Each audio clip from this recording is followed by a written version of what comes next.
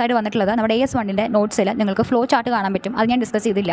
ഈ flow chart എവിടെ നിന്നാണെന്ന് ചോദിച്ചു കഴിഞ്ഞാൽ CA കാരുടെ സൈറ്റിൽ നിന്ന് പോയിപ്പോൾ അവരുടെ സ്റ്റഡി മെറ്റീരിയൽസിൽ നിന്നും കിട്ടിയതാണ് ഈ ഒരു ചാർട്ട്.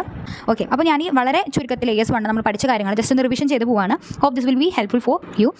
അപ്പോൾ രണ്ട് കാര്യങ്ങളാണ് AS1 എന്തൊക്കെയാണ് കവർ ചെയ്യുന്നത്. രണ്ട് കാര്യങ്ങളാണ് കവർ ചെയ്യുന്നത്. ഒന്നാമത്തത് ഫണ്ടമെന്റൽ അക്കൗണ്ടിംഗ് അസംഷൻസ്, രണ്ടാമത്തത് accounting policies. Fundamental accounting assumptions എന്ന് പറഞ്ഞു കഴിഞ്ഞാൽ ഒരു കമ്പനി ഫോളോ ചെയ്യുമെന്ന് എല്ലാവരും എക്സ്പെക്ട് ചെയ്യുന്ന ബേസിക് ആയിട്ടുള്ള ഐഡിയാസിനാണ് ഫണ്ടമെന്റൽ അക്കൗണ്ടിംഗ് അസംഷൻ എന്ന് നമ്മൾ പറയുന്നത്. ഇത് ഫോളോ ചെയ്യുന്നുണ്ടെങ്കിൽ നമ്മൾ പ്രത്യേകിച്ച് എടുത്ത് പറയേണ്ട കാര്യമില്ല. ഫോളോ ചെയ്യുന്നില്ലെങ്കിൽ നമ്മൾ എന്തായാലും നോട്ട്സിൽ പ്രതിപാദിക്കണം. ഓക്കെ, അക്കൗണ്ടിംഗ് പോളിസീസ് എന്ന് പറഞ്ഞു കഴിഞ്ഞാൽ ഒരു കമ്പനി അതിൻ്റെ റിപ്പോർട്ട്സ് ഉണ്ടാക്കുമ്പോൾ ഫോളോ ചെയ്യേണ്ട സ്പെസിഫിക് റൂളുകളും മെത്തേഡുകളുമാണ് അക്കൗണ്ടിംഗ് പോളിസി എന്ന് പറയുന്നത്. എക്സാമ്പിളായിട്ട് ഒരു ഇൻവെന്ററി എങ്ങനെയാണ് കാൽക്കുലേറ്റ് ചെയ്യുന്നത്, അതായത് ഒരുപാട് മെത്തേഡ്സ് ഉണ്ടല്ലോ, ഡിപ്രിസിയേഷൻ എങ്ങനെയാണ് കാൽക്കുലേറ്റ് ചെയ്യുന്നതൊക്കെ. ഓക്കെ, അതാണ് അക്കൗണ്ടിംഗ് പോളിസീസ് എന്ന് പറയുന്നത്. ജസ്റ്റ് എക്സാമ്പിൾ പറഞ്ഞതാണ്. ഇനി എന്താണ് ഫണ്ടമെന്റൽ അസംഷൻസ്? 3 ഫണ്ടമെന്റൽ അസംഷൻസ് ആണുള്ളത്. ഗോയിങ് കൺസേൺ എന്ന് പറഞ്ഞാൽ ബിസിനസ് റൺ ചെയ്തുകൊണ്ടിരിക്കും, അത് ഷട്ട് ഡൗൺ ചെയ്യില്ല. രണ്ടാമത്തെ കൺസിസ്റ്റൻസി, അതായത് എല്ലാ വർഷവും നമ്മൾ സെയിം റൂൾസ് തന്നെ യൂസ് ചെയ്യും. അൺലെസ് നല്ലൊരു ഗുഡ് റീസൺ ഉണ്ട്, ഈ ഒരു ചേഞ്ച് വന്നതിന് ഒരു പ്രത്യേക റീസൺ ഉണ്ടെങ്കിൽ it is fine. Other than that നമ്മൾ എന്ത് ചെയ്യുക, എല്ലാ വർഷവും സെയിം റൂൾസ് തന്നെ യൂസ് ചെയ്യുന്നത്. അതിനാണ് കൺസിസ്റ്റൻസി എന്ന് പറയുന്നത്. മൂന്നാമത്തത് അക്രൂവൽ ആണ്. എന്ന് പറഞ്ഞാൽ നമ്മൾ എപ്പോഴാണ് സംഭവിക്കുന്നത് അപ്പോൾ തന്നെ നമ്മൾ ഇൻകം ആൻഡ് എക്സ്പെൻസ് ആയിട്ട് റെക്കോർഡ് ചെയ്യുക. അല്ലാതെ ക്യാഷ് ആയിട്ട് കയ്യിൽ കിട്ടുമ്പോഴോ അല്ലെങ്കിൽ ക്യാഷ് ആയിട്ട് കയ്യിൽ നിന്ന് പോകുമ്പോൾ ആ സമയത്തേക്ക് വേണ്ടി വെയിറ്റ് ചെയ്യാതെ എപ്പോഴാണ് ശരിക്കും ആ ഒരു കാര്യം സംഭവിച്ചത് ആ സമയത്ത് നമ്മൾ റെക്കോർഡ് ചെയ്യാതിനാണ് നമ്മൾ അക്രൂവൽ എന്ന് പറയുന്നത്. ഫൈൻ.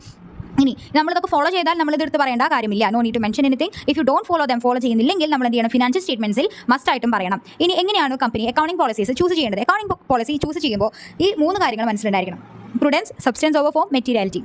പ്രുഡൻസ് എന്ന് പറഞ്ഞു കഴിഞ്ഞാൽ പോസിബിൾ ആയിട്ടുള്ള ലോസുകളൊക്കെ നമ്മൾ കാണിക്കാം. ഓക്കെ, അല്ലാതെ പ്രോഫിറ്റുകൾ നമുക്ക് ഇതുപോലെ ഒരു പോസിബിലിറ്റി ഉണ്ടെന്ന് പറഞ്ഞുള്ള കാരണം കൊണ്ട് പ്രോഫിറ്റിനെ കാണിക്കാൻ നിൽക്കരുത്. പ്രോഫിറ്റ് ശരിക്കും ഉറപ്പുണ്ടെങ്കിൽ മാത്രമേ കാണിക്കാൻ പാടുള്ളൂ. ലോസുകൾ പോസിബിൾ ആണ്, ലൈക്ക് നമുക്ക് ചാൻസ് ഉണ്ട്, ദർ ഇസ് എ ലോസ്. അപ്പോൾ ആ കേസിൽ ലോസിന് നമ്മൾ എന്ത് ചെയ്യുക, കാണിക്കാനായിട്ട് ശ്രമിക്കുക. രണ്ടാമത്തത് സബ്സ്റ്റൻസ് ഓവർ ഫോം ആണെന്ന് പറഞ്ഞു കഴിഞ്ഞാൽ ശരിക്കും എന്താണ് സംഭവിച്ചത്, അല്ലാതെ ലീഗലി മാത്രമല്ല നമ്മൾ നോക്കുന്നത്, വാട്ട് റിയലി ഹാപ്പൻഡ്, അതാണ് ഇവിടെ ഇമ്പോർട്ടൻറ്റ്. ഓക്കെ, മൂന്നാമത്തത് മെറ്റീരിയാലിറ്റി, അതായത് ആൾക്കാരോട് പറയുക എന്തെങ്കിലും ഇമ്പോർട്ടൻ്റ് ആയിട്ടുള്ള കാര്യങ്ങൾ കൊണ്ടുവന്നിട്ടുണ്ടെങ്കിൽ, മാറ്റങ്ങൾ വരുത്തിയിട്ടുണ്ടെങ്കിൽ അത് അവരുടെ ഡിസിഷൻസിനെ ബാധിക്കുമെങ്കിൽ, ഇങ്ങനത്തെ ഒരു കാര്യം അവരെടുക്കുന്ന ഡിസിഷൻസിനെ ബാധിക്കുമെങ്കിൽ തീർച്ചയായും അവരോട് പറയുക. അതാണ് മെറ്റീരിയാലിറ്റി. പിന്നെ അക്കൗണ്ടിംഗ് പോളിസീസിന് എക്സാമ്പിൾസ് നിങ്ങൾ ചോദിക്കുമ്പോൾ ഇപ്പോൾ ഇൻവെന്ററി കേസ് നമ്മൾ പറഞ്ഞു, ഇപ്പോൾ FIFO മെത്തേഡ് ഉണ്ട്, വെയിറ്റഡ് ആവറേജ് മെത്തേഡ് ഉണ്ട്. ഓക്കെ, അപ്പോൾ ആ ഒരു മെത്തേഡുകളൊക്കെ ഡിഫറൻസ് വരാം. റൈറ്റ്. രണ്ടാമത്തെ ക്യാഷ് ഫ്ലോ സ്റ്റേറ്റ്മെന്റ് നോക്കുകയാണെങ്കിൽ ഡയറക്റ്റ് മെത്തേഡ് ഉണ്ട്, ഇൻഡയറക്റ്റ് മെത്തേഡ് ഉണ്ട് അല്ലേ. ഡിപ്രിസിയേഷൻ നോക്കുകയാണെങ്കിൽ സ്ട്രേറ്റ് മെത്തേഡ് ഉണ്ട്, റെഡ്യൂസിംഗ് ബാലൻസിംഗ് മെത്തേഡ് ഉണ്ട്, ഒരുപാട് മറ്റ് മെത്തേഡ്സുകളുണ്ട് അല്ലേ. അപ്പോൾ ഇതൊക്കെ ഒരു ഒരുപാടുണ്ട്. ജസ്റ്റ് എക്സാമ്പിൾസ് എന്ന രീതിയിൽ നിങ്ങൾക്ക് മനസ്സിലാവുന്നതിന് വേണ്ടി മാത്രം പറഞ്ഞതാണ്.